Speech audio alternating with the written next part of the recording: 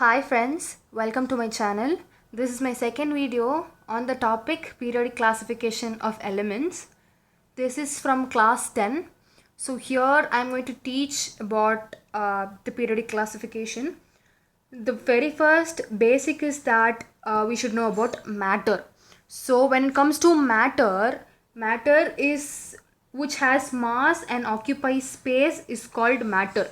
So this is a very basic which we all will get to know in 9th standard itself. So when it comes, the next word which struck in our mind is atoms.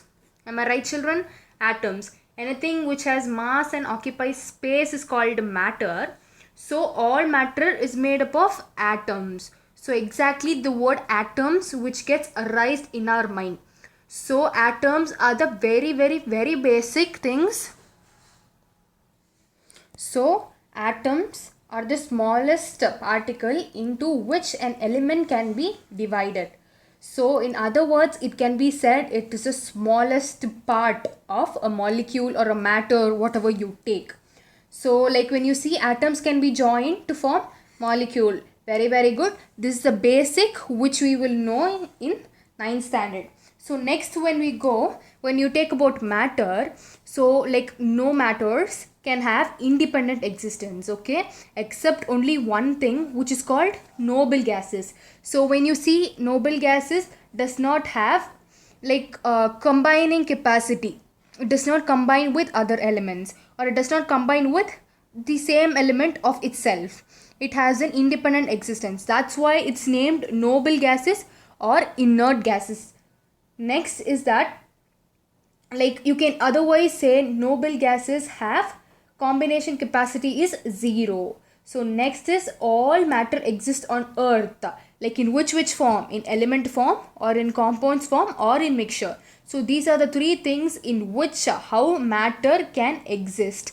Okay, how matter can exist in either of these three forms: elements or compounds or mixtures. So when you come to elements, it is made up of one atom. What?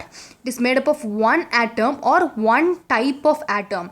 So here kids, when you're telling one atom or one type of atom, all will have common properties. What? I repeat, it will have the same properties. When you see, it has same physical as well as chemical properties when it comes, okay? So next, we all know that the total number of existing elements is 118. What? It is 118. In periodic table, we know 118 elements are there. In that, there are two types. 98 are naturally occurring. What is it? Naturally occurring means it occurs by itself. It is not made by man or any other external agent. Okay. So next, the rest from 1118, like this 98 is naturally occurring. The rest things are man-made. Okay. So humans make it.